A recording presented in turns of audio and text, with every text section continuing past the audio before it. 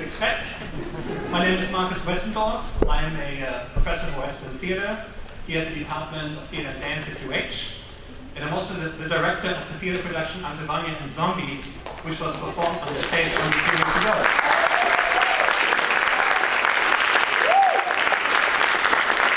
So tonight's talk by Wayne Callies on Chekhov and Zombies, A Match Made in Heaven, concludes a series of public events here on the UH campus and at the Honolulu Art Museum. An event series that has accompanied Vanya and Zombies over the last 2 months under the title Zombiethon Dead On. I'm very delighted that Sarah agreed to be part of this event series as the female lead on the phenomenally successful television show The Walking Dead for more than 2 seasons. I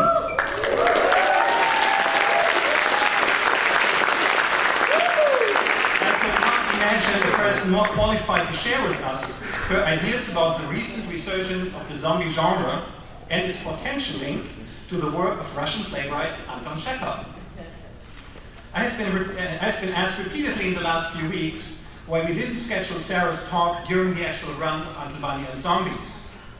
When Sarah and I first discussed potential dates for her presentation on the phone last February, we had to take into account the shooting schedule for the 3rd season of The Walking Dead, which ended in mid-November. Sarah probably didn't know at that point that her character Laurie Grimes would be killed off under the most gruesome and traumatic circumstances only 4 episodes into the current season. Sarah's talk will run for approximately 30 minutes, after which she will take questions from the audience. For those of you who want to ask her about Chekhov, Zombies, and of course The Walking Dead, please step up to the microphone over there after her talk. Also, you may take photos, but flash photography is prohibited. And now, please let's welcome Wayne Callies.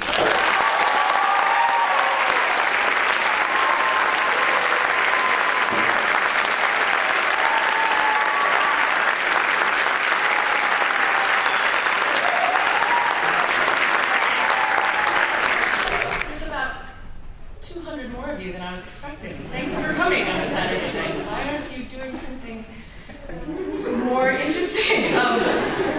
Anyway, aloha mai kako, ha'ole wau, e ha'i ia o ko ike ahi mai ke kulanui o Hawaii. There was a time when my Hawaiian was fluent.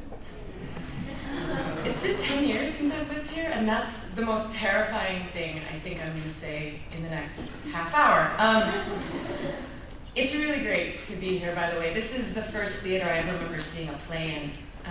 And I grew up more or less in Kaikendall, the English department, where my mom taught until she retired last year. So thank you to Professor Wessendorf for having me here.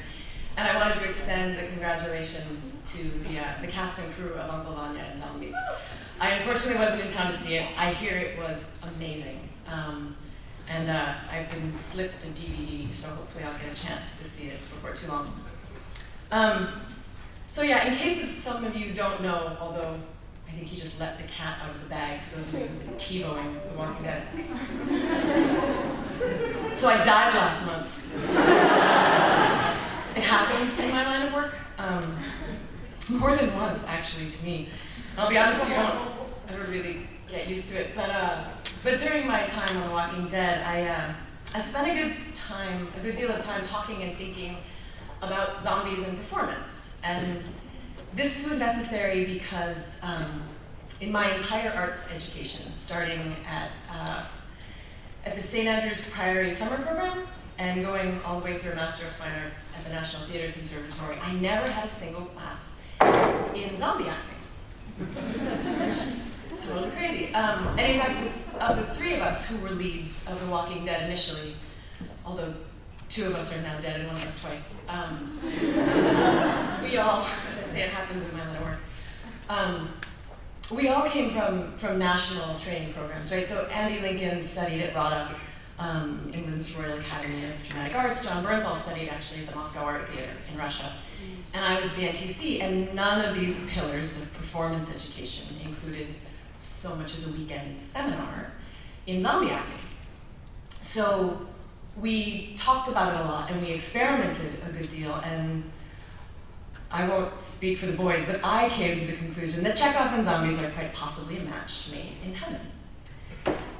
In order to understand why they're a matched pair, Chekhov and Zombies, it's important to understand where each one comes from and what's required to perform them. So we'll start with Chekhov. Anton Chekhov's plays formed a part of the crucible of modern naturalism. This is an interesting time to just ask, who do we have here from the performing arts? And I'm talking Chekhov and hi, you three. Awesome. Fantastic. So, yeah, Anton Chekhov. Part of the crucible of modern naturalism, he wrote 4 plays in Russia between 1894 and 1904, which were performed at the Moscow Art Theater under the direction of Konstantin Stanislavski. And it was during this period that Chekhov's plays, among others, but primarily Chekhov, they became the performance testing ground, I guess, upon which Stanislavski developed his groundbreaking acting technique that would become known as naturalism. And it can be difficult to articulate what an enormous departure Stanislavski's techniques made from the various acting styles that had gone before, partly because almost everything that we're exposed to these days, theater, film, and television, almost all of the acting that we're exposed to is infused with naturalism. It's all based on it. It's almost all of what we see. But most of the history of acting, beginning way back in the 6th century BC with Thespis, as in thespians, Thespis is credited as being the first actor that ever existed. So starting back then, going all the way through the Renaissance and Reformation up until the late 19th century, all of that acting style was more or less declamatory, based on large-scale pro forma gesture and vocal projection designed to archetypically represent really heightened aspects of human nature and experience. And as theaters got smaller, right, from the big 15,000-person Greek amphitheaters down to Shakespeare's Globe Theater, which accommodated about 3,000 people, there were people who sought to refine this style, but still the focus was always on the external work of an actor, as opposed to the internal work. So consider Hamlet's advice to the players. This is in the play Hamlet by Shakespeare, Act 3, Scene 2. Hamlet's hired a bunch of actors to perform a play that he's written. And he says this to them. He says, "Speak the speech, I pray you, as I pronounced it to you, trippingly on the tongue. But if you mouth it, as many of our players do, I had as lief the town crier spoke my lines. Nor do not saw the air too much with your hand thus, but use all gently. For in the very torrent, tempest, and as I may say, whirlwind of your passion, you must acquire and beget a temperance that may give it smoothness. Be not too tame neither, but let your own discretion be your tutor. Suit the action to the word to the action, with this special observance that you o'erstep not the modesty of nature. For anything so o'erdone is from the purpose of playing, whose end, both at the first and now, was and is to hold as toward the mirror up to nature, to show virtue her own feature, scorn her own image in the very age and body of his time, his form and pressure." So this passage tells us a couple of things. First of all, that most actors were performing precisely as Hamlet is begging his players not to. They were mouthing the lines, as many of our players do. They were sawing the air with their hands thus. You'll see me doing it all night, unless my hands are in my pockets. But that sort of thing was the norm of Hamlet in Shakespeare's day, which is why he has to beseech his actors to do something else. And secondly, while there's actually some very good acting advice in here, it's entirely focused on the external result of movement and voice. There's not a word about the internal reality and internal work of an actor having to do with the character's emotions and psychology. So by contrast, working with Chekhov's plays, Stanislavski initiated a method of rehearsing that began with an actor's internal reality in order to convey a more honest, a more intimate, and even a more idiosyncratic performance that would ring truer to audiences. And the best way to describe exactly what I'm talking about is to tell you a story about a dog. So, I swear to God. So, the story goes that early in Stanislavski's career as an actor, before he had started directing at the Moscow Art Theater, he worked in a company where one of the members brought a dog to rehearsal every day. The dog was really well behaved. It sat quietly backstage while the actors rehearsed until just before rehearsal was over, when it would stand up and stretch and take its leash in its mouth and stand by the doorway to leave. And it struck everyone as curious that the dog somehow knew, no matter how long or short the day's rehearsal, when it was almost over and when it was time to go. And there were no obvious giveaways like folks packing up or stepping off the stage. There were no consistent schedules to which the dog could grow accustomed. It was a mystery, and it gnawed at Stanislavski for months until one day he hit upon the answer. The dog could hear a change in the voices of the actors as they moved out of character and into their own speaking voices. And of course, the dog knew that when the actors were switching out of character, it was almost time to go home. And so what Stanislavski realized the theater needed was a style of acting that would fool the dog. A technique that would result in no discernible difference between the mannerisms and behavior and voice of an actor in character and a real person. And so it was towards this goal that naturalism was developed, and it was possible partly, I would say largely, but some people would argue with me there, partly because Chekhov was writing plays that sustained that kind of an intimate performance and that kind of a personal performance. And so today, what virtually all contemporary acting classes teach has roots in Stanislavski's naturalism that's based in Chekhov's plays. And this even goes for the sort of greats like Stella Adler and Lee Strasberg and Uta Hagen. All of them have deep, deep, deep roots that go back to Stanislavski and the Moscow Art Theater. Worth pointing out right about now that naturalism is not to be confused with realism.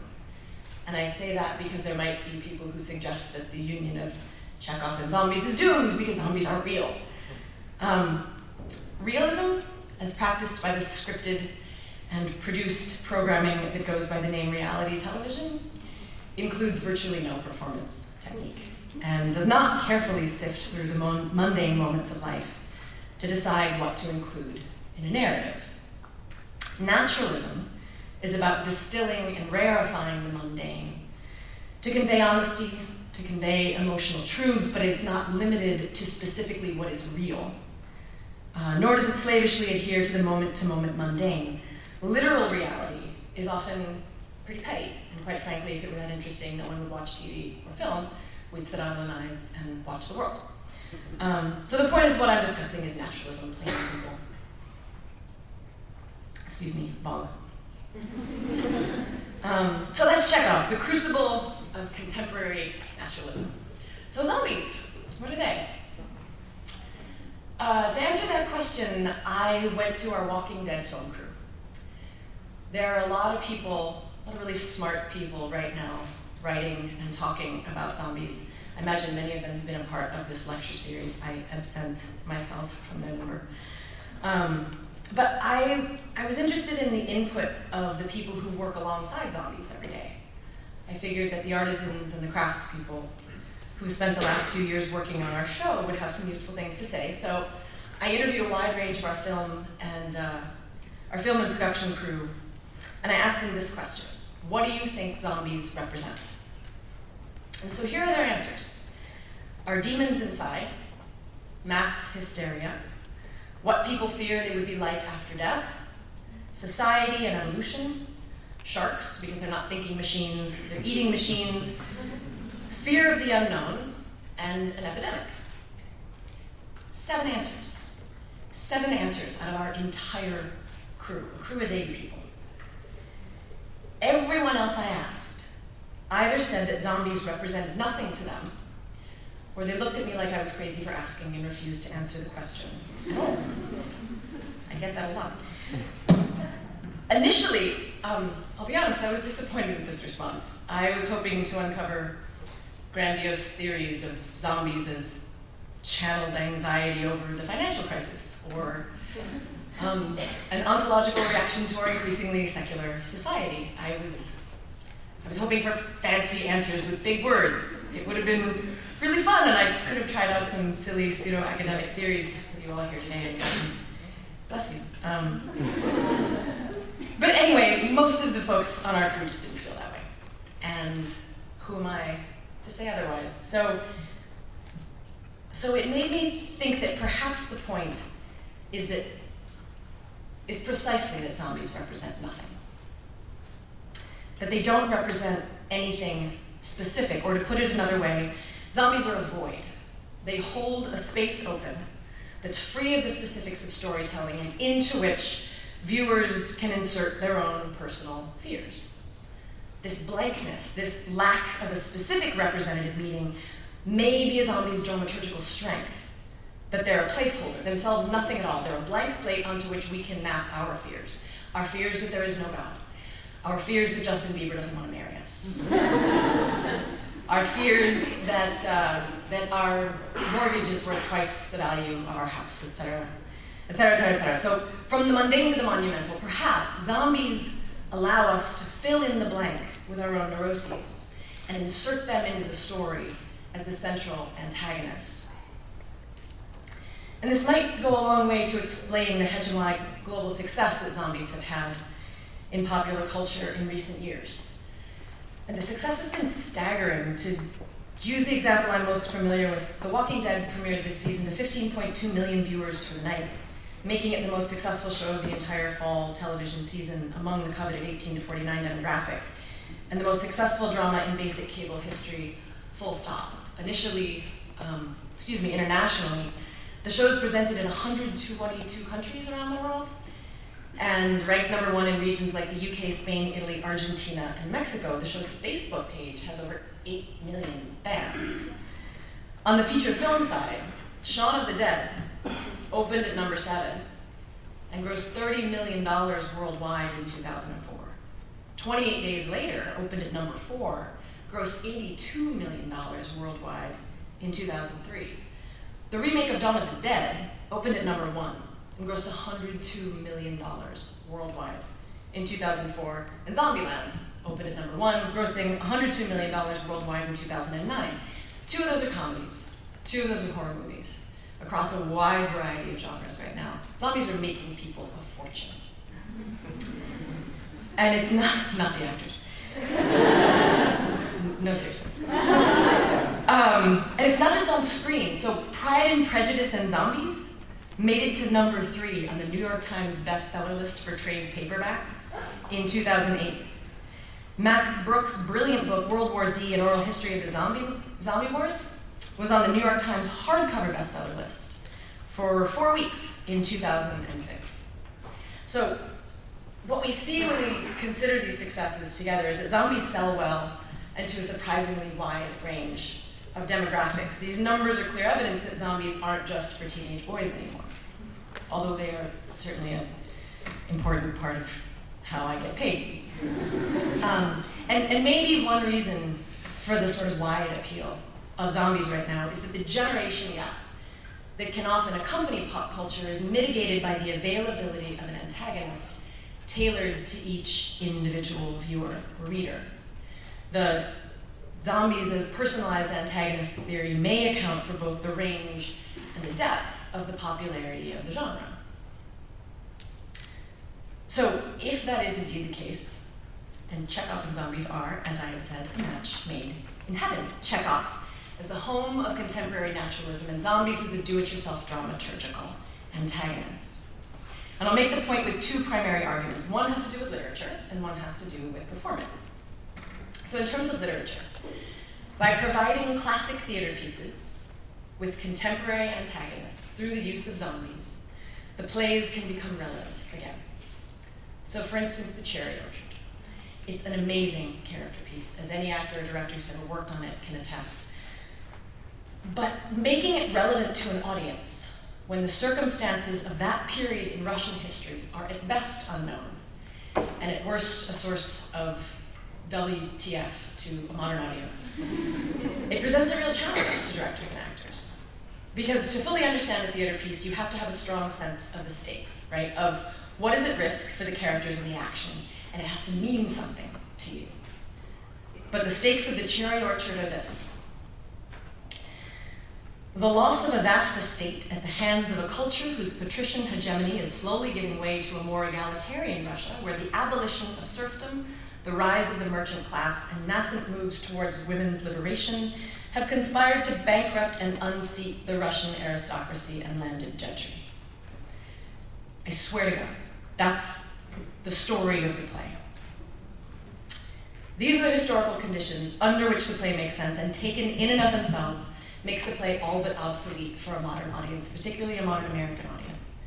But the truth underlying that story, those circumstances, it's much simpler and more universal, that the world as the characters know it is changing under their feet, and they're powerless to stop it. The play isn't about the history, it's about the characters. The Cherry Orchard is a story about people under pressure and the ways in which we cope or fail to cope with change. It asks a set of questions as relevant today as they were when Chekhov put pen to paper. And he actually wrote it by putting pen to paper, which tells you it was about 100 years ago. But the circumstances of the show's antagonism are really difficult for a modern audience to connect to. So zombies can help here, right? Right, honestly. The incorporation of zombies into the story can make the source of that antagonism potent enough and relevant enough to connect a modern audience to what is now a classical historical play. And it doesn't have to overtake the story or even significantly change the dialogue. If, for instance, the tramp in the garden in Act 2 of The Cherry Orchard, this is a character which appears for approximately 28 seconds and has 3 lines in the whole thing. If the tramp were played by a zombie and dispatched with a weapon instead of gold coins, it would update the threat to the Raniewski family in a way that would make sense to a modern audience. It would require nothing, no change to the entire text of The Cherry Orchard, save the omission of the tramp's 3 lines and the exchange of one prop for another. And all of a sudden you have a sense of what these people are freaking out about. Or, if instead of the sounds of falling axes and breaking strings that Chekhov includes in the stage directions of Acts 2 and 4, those sounds were replaced by groaning masses of undead hordes, it would likewise update the source of the dramaturgical antagonism to something a modern audience could connect to, potentially unlocking the rest of the play for them. And honestly, why should we do these plays if we can't make them relevant? Well, maybe zombies can help us here. If this sounds far-fetched, and honestly, how could it possibly? But if this sounds far-fetched, consider Chekhov's own words in Act 2 of The Cherry Orchard. So Trofimov, the impoverished perpetual student, says to Lopakin, the crass and wealthy merchant, quote, "The vast majority of us, 99 out of 100, live like savages." More specifically, he says later, "Who knows, what does it mean you'll die? Perhaps man has 100 senses, and when he dies, only the 5 known to us are destroyed, and the remaining 95 are left alive." That certainly makes it sound as though Chekhov himself didn't write off the idea that a kind of partial death was possible, a death that would render us inhuman, but still alive. And that's an interesting perspective for a man who was a physician before he was a playwright. Furthermore, in The Three Sisters, another one of Chekhov's plays, Andrei wonders angrily, quote, "Why do we, almost before we have begun to live, become dull, gray, uninteresting, lazy, apathetic, useless, unhappy?" He concludes moments later that, quote, "The evil influence irresistibly oppresses the children, and the divine spark in them is extinguished, and they become just as pitiful corpses." Which leads me to believe that Chekhov was keenly aware of the ways in which the living could become the living dead, and the potent fear that accompanies that prospect. Moreover, Chekhov specifically wrote into The Cherry Orchard a kind of faceless and encroaching threat that tirelessly stalks the characters in the way that zombies do in the stories in which they figure. Twice in the play, there's a reference to a sound, quote, "a distant sound, as if from the sky, the sound of a breaking string which dies away sadly." Now, this sound doesn't correlate to an image, an image or an action of a breaking string on stage. The audience never discovers the source of the sound. It's a non-literal stage direction, a metaphorical one, and perhaps intended to convey the same feeling of inevitable breaking, ending, and dying that are conveyed by the use of zombies in the stories in which they appear. Perhaps this sound of a breaking string represents Chekhov's attempt to anchor the story with an antagonist that in its nebulous and faceless and unrelenting, if very slow, threat is as close to zombies as he could imagine them. Because remember, at the time Chekhov was writing, zombies hadn't been invented yet. The first feature film in which they appeared wouldn't come out until 1932. It was called The White Zombie. And of course, the zombie phenomenon wouldn't begin in earnest until George Romero came along with Night of the Living Dead in 1968. So to recap, The literary argument for the marriage of Chekhov and Zombies is that Chekhov wrote plays containing salient emotional questions that resonate today, but that are couched in an historical context with which a modern audience is all but unable to connect. The addition of zombies as a means of bridging this historical context can provide an audience a means of entrance into the stakes of the play, making available the massively relevant psychological and emotional issues contained in the plays. And there may be evidence that Chekhov himself wouldn't object to this. So there's also a performance consonance between Chekhov and Zombies, and this is one of the things we found acting on The Walking Dead, that in order to work as a dramatic device, zombies need naturalism. And that's because they're not scary. I swear to God, they're not. They're just people in makeup going, ah. If you've ever seen a zombie eating a plate of spaghetti bolognese, or smoking a cigarette leaning against a tree, you'd believe me, zombies aren't scary, left to their own devices. So the only way to make them scary is for the non-zombie actors to convincingly convey their response of fear towards the zombies, which is to say, to engage in a naturalistic performance of terror to which an audience can relate and connect. So this relates, for the three of you who are studying theater now, this relates to work on status transactions that was championed by Keith Johnstone in his 1979 book, Impro, and that was taught to me by Sabin Epstein in grad school. For instance, how do you know a woman on stage is a queen? It's not because she's wearing a crown, it's because everyone around her kneels. Queens are not made by women standing up wearing crowns. Queens are made by subjects on their knees. You can't take status on stage, in other words. Status can only be given. And incidentally, and I mean incidentally, this is apropos of nothing, I just think it's cool, Chekhov's plays are all about status. Who owns the land, who has the money, who works for whom, etc. As I say, that's interesting and quite frankly neither here nor there. But the point is that the idea of status and the transfer of status and what's required in order to give status, you can sort of translate into, forgive me for this, Mom, I know it's not a word, scariness. Zombies are not made scary by makeup and growls. Zombies are made scary by people fleeing for their lives in front of them. And the more we believe the terror on the faces of the actors in the scenes with the zombies, the more terrifying we think those zombies are, and the more wholly we invest in our fears of what the zombies represent. The more potent, then, the stakes of the whole story, the whole play, become.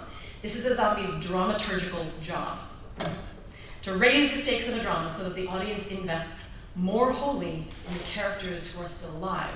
So the more wholly and naturalistic performance by the non-zombie actors, the more powerful the zombie device.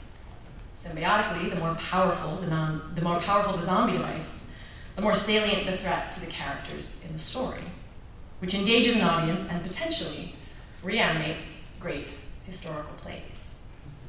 So to put it all together, Chekhov and Zombies are a match made in heaven, because each are rooted in a naturalistic performance. And because zombies can update the antagonists in these historical plays in a way that connects a contemporary audience to their powerful themes.